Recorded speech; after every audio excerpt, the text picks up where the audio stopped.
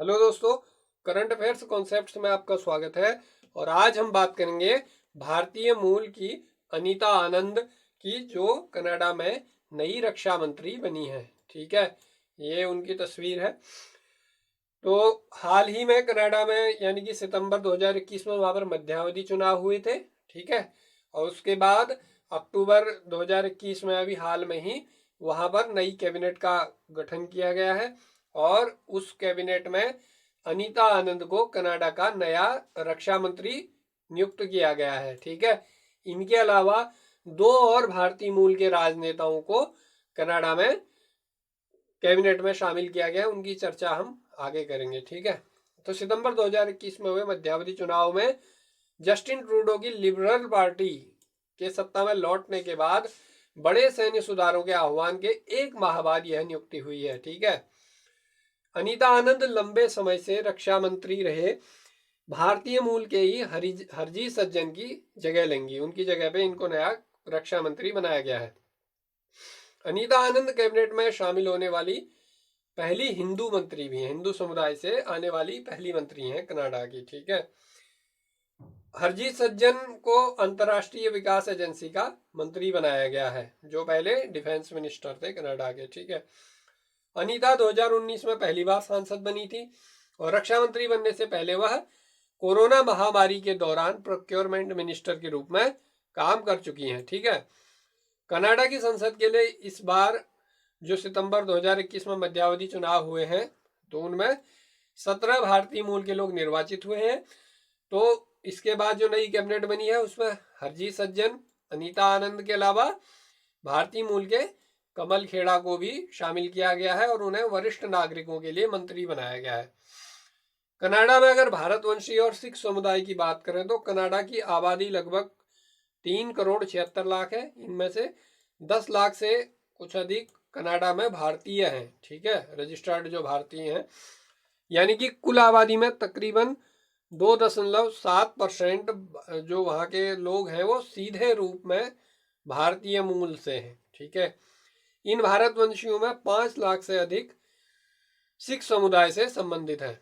2011 में कनाडा में सिखों की संख्या 4,68,000 थी। ठीक है, इस हिसाब से कनाडा की कुल आबादी में 1.4% लोग सिख समुदाय से हैं। ठीक है, कनाडा से संबंधित महत्वपूर्ण तथ्यों की अगर हम बात करें तो चूंकि अनीता आनंद के कारण वह स्वयं और कनाडा चर्चा में है, तो जो भी एग्जाम हैं अभी आने वाले, उनमें करंट अफेयर्स के पोर्शन में और ज्योग्राफी में, ठीक है, इस कनाडा से संबंधित प्रश्न पूछने की संभावना बढ़ जाती है। तो हम इम्पोर्टेंट जो फैक्ट हैं उनमें चर्चा कर लेंगे। ठीक है, तो ये कनाडा का मैप है।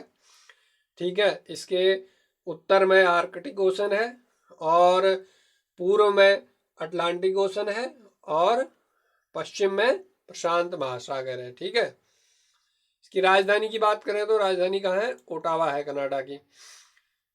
और उत्तर अमेरिका में कनाडा क्षेत्रफल की दृष्टि से सबसे बड़ा देश है। इसके अलावा यह क्षेत्रफल की दृष्टि से रूस के बाद विश्व का दूसरा सबसे बड़ा देश है।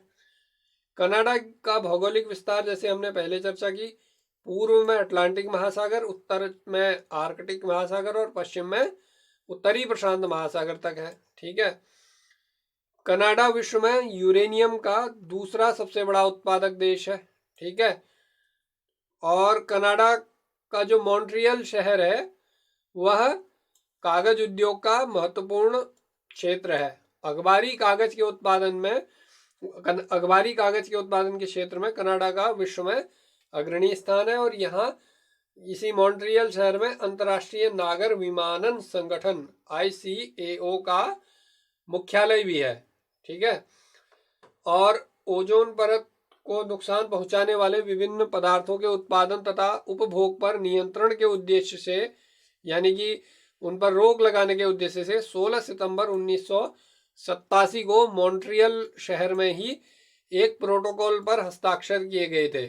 उसे मॉन्ट्रियल प्रोटोकॉल के नाम से जाना जाता है। ये मॉन्ट्रियल कनाडा का शहर है। ठीक है, और मॉन्ट्रियल प्रोटोकॉल ओजोन परत के संरक्षण से संबंधित है। ठीक है, कनाडा में जो वनों में काम करने वाले लोग हैं उनको लंबरजैक कहा जाता है। और यहाँ के अधिकांश लोगों का एक जो प्रमुख व्यवसाय है वह लकड़ी काटना है, उससे संबंधित उनकी आर्थिकी है। न्यू फाउंडलैंड द्वीप के आसपास गल्फ स्ट्रीम जलधारा और लेब्राडोर की ठंडी जलधारा आकर एक दूसरे से मिलते हैं। इससे वहां पर प्लैंकटन का निर्माण होता है, एक वनस्पति है और ये मछलियों का पसंदीदा भोजन है और इसे खाने के लिए वहाँ बड़ी मात्रा में मछलियाँ इकट्ठा होती हैं, जिस कारण यहाँ का जो ग्रांड बैंक है वह मछलियों को पकड़ने का विश्व में एक बड़ा केंद्र है। ठीक है, इसमें आप देख सकते हैं ये कनाडा का ये मानचित्र है। ठीक है, ये अमेरिका है और ये कनाडा है, संयुक्त राज्य अमेरिका, ये कनाडा, और ये ग्रांड बैंक है यहाँ पर आप देख सकते हैं मैप में। और ये सारगेसो सागर है, यहाँ सारगेसम नाम की एक घास होती है, जड़ विहीन घास, उसका विस्तार है, उस कारण इस सागर का नाम सारगेसो सागर पड़ा हुआ है। ठीक है, और इसमें आप देख सकते हैं कि जो अटलांटिक महासागर की जो जलधाराएं हैं उनका भी इसमें चित्रण किया गया है, तो आप इसका भी अध्ययन कर सकते हैं। ठीक है, अब कनाडा की अगर तटीय रेखा की बात करें तो विश्व में कनाडा की तटीय रेखा सबसे अधिक है और इसकी लंबाई कितनी है, 2,02,080 किलोमीटर है। ठीक है, और कनाडा में का जो वुड बफेलो नेशनल पार्क है वो विश्व का सबसे बड़ा नेशनल पार्क है। विश्व की जो सबसे बड़ी ताजे पानी की झील है, सुपीरियर झील, वह कनाडा और यूएसए की सीमा पर है।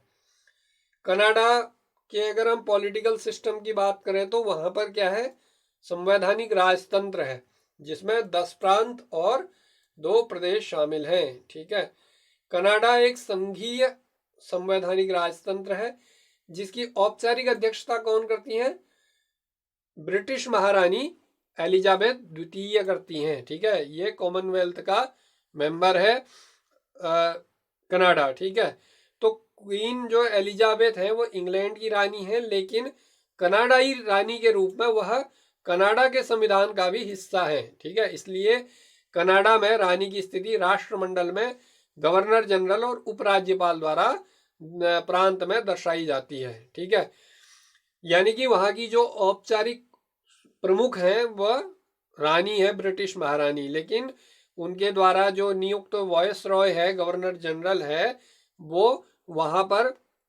शासन के औपचारिक प्रमुख हैं और उनकी नियुक्ति कौन करता है, उनकी नियुक्ति की सिफारिश कैबिनेट करती है कनाडा की प्रधानमंत्री के नेतृत्व वाली, जिसे ब्रिटिश महारानी यानी कि जो कनाडा की महारानी भी हैं वह उसे एक्सेप्ट करती हैं। ठीक है, जैसा इसमें भी स्पष्ट लिखा हुआ है कि रानी अपने कनाडाई प्रधानमंत्री यानी कि कैबिनेट की सलाह पर एक गवर्नर जनरल की नियुक्ति करती हैं, नाम मात्र की प्रमुख है और वह वहां पर गवर्नर जनरल की नियुक्ति करती हैं। यानी कि जैसे भारत में आज़ादी से पहले की जो व्यवस्था थी लगभग वैसी ही व्यवस्था है। ठीक है, और जो अभी वर्तमान वहाँ की जो गवर्नर जनरल है उनका नाम है मेरी मे साइमन। ठीक है, वो फिलहाल जो वर्तमान वहाँ की गवर्नर जनरल है। तो इस वीडियो में फिलहाल इतना ही। अगर आपको वीडियो ठीक लगा तो आप लाइक कीजिएगा, सब्सक्राइब भी कीजिएगा चैनल को और बताइएगा कि इसे कैसे और हम बेहतर बना सकते हैं। ठीक है, तो फिलहाल इस वीडियो में इतना ही। आपका बने रहने के लिए बहुत बहुत धन्यवाद। और भी इस चैनल में बहुत महत्वपूर्ण वीडियो बने हुए हैं करंट अफेयर्स के, आप उनको देख सकते हैं। ठीक है, तो बहुत बहुत धन्यवाद।